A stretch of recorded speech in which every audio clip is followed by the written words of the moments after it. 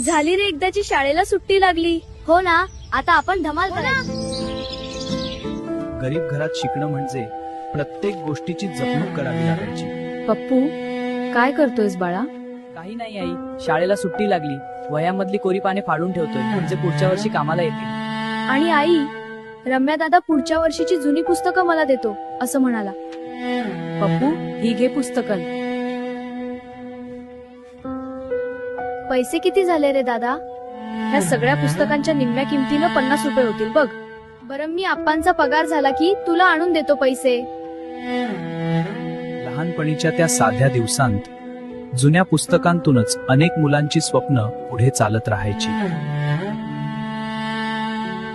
अशा कठीण परिस्थितीतून गेलेली अनेक मुलं आज मोठी स्वप्न पूर्ण करून मोठ्या मोठ्या पदावर काम करत आहेत.